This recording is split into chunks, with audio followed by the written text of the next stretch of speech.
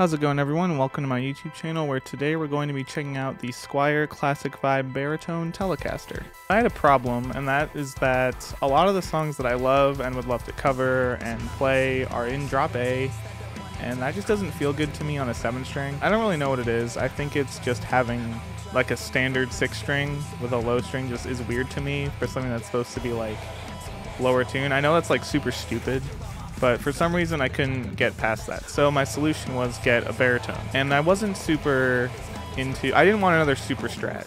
That was like a big thing for me. Like there were some other models I considered, but I didn't want a super strat.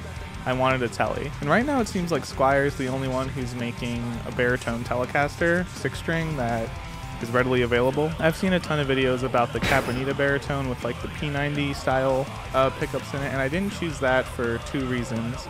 One was that I thought the pickguard was ugly, and the other was that due to the pickups being not actual P90s but like baritone single coils or whatever they branded it as, it wasn't as moddable as something like this. I knew getting a baritone Telecaster I would have to do some modding on the back end because I hate the vintage style tuners, and I don't think that the single coil pickups that come with these Squiers are ideal for the type of music I'm trying to make. I will say they had a really cool twangy sound to like low tune chuggy stuff, but I want something more humbuckery consistent. And the other Squier baritone offering just doesn't have the modability that I would like it to, which is why I went with this guy. I also really wanted the 27-inch scale because that's where I kind of like my drop A to sit, 27 or 26.5. I didn't want anything longer. I know there's other offerings that are like 28-inch scale, but I think that's too long for me for this particular tuning. I wanted to kind of stay on the lower end of baritone, if that makes any sense. So when I was going for a baritone, I knew I wanted something that was primarily a riff focused machine. So the demo track I've written for this guitar is primarily just a bunch of really sick low tune riffs that I thought sounded good with it and would kind of accentuate what I wanted to show you that this guitar can do, because if it can't do the thing I'm about to show you, it's not worth buying. So without further ado, I'm going to get to the demo. Thank you so much for watching, and I would really appreciate if you could like this video and subscribe to the channel if you want to see more very sporadic updates in the realm of the music I make and gear I like to buy and stuff of that nature. So without further ado, let's do it.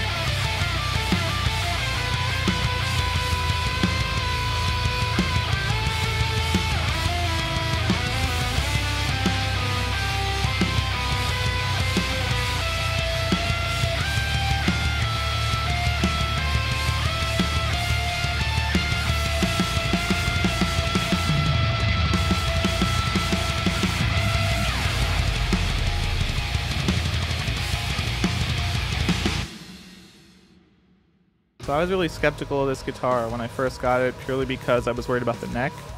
I have a Strat that I've modded the hell out of, and the stock neck that came on it was just not for me. It was super round, it wasn't very comfortable to play. I think it's a modern player Strat or something like that. Not the modern player you're thinking of, it's like an older version that I don't quite remember, but I'll put a picture up somewhere right now. And I'll probably make a video on that guitar at some point too. It's coming, I guess, eventually. We'll find out together. But anyway, I was worried about that because I hated that neck, and this neck was supposedly very similar in terms of the specs it has.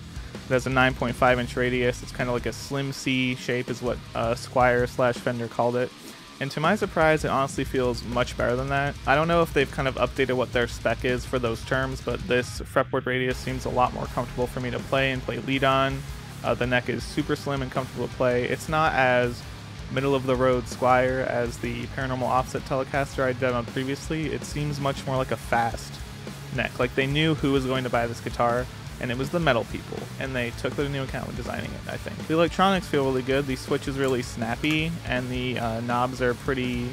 You get some resistance, which I always like, and knobs that makes me feel like they're not going to move around a lot. One of the other main reasons I picked this one over the Cabronita is that the specs were just better. The body is not poplar, it's Niato, I think, which is like mahogany-ish. It has a bone nut, not a plastic nut. So I figured I just have to do less modding in the future on it than I would if I'd bought in the Cabronita. The barrel saddles aren't my favorite thing, but I have heard that they provide more of a signature Telecaster sound, which I think once I throw more humbucker inspired pickups into this, it's not gonna accentuate as much as it does in the demo you just heard. But I do like it there as like a little thing that makes the guitar different from the other ones I have. It's not just a other guitar I have in drop A kind of thing. It's got like its own thing going on. I think that's cool. The tuning holds very well, which was a nice surprise for me because on previous Squiers that I've tried with the vintage tuners, they didn't hold very well, so that was awesome to see. The stock strings that come on it are I think 14 to 68, and I think that's a bit too high for the tuning that it comes in, which is I think B standard. I have this in drop A, which I've said about 1,000 times, but it was really hard to fret notes closer to the nut. I think it might be that the nut has to be filed down and needs to have the action brought lower. I think that could be a thing that's happening, or it's the string thickness, because what I'm going to bump it down to for better tension isn't that much different, but it did feel not the most comfortable with the stock strings. It's pretty tight, pretty tense, so keep that in mind. You might want to change the strings to be like a lighter touch. If you like something heavier, this would be perfect. All in all, I would recommend this guitar if you're looking to get like a entry-level baritone. I think of the entry-level baritone offerings, there's this Squier, there's the Cabronita Tele Squier, and there's the Harley Benton Amarok, I think are the main contenders, I would say.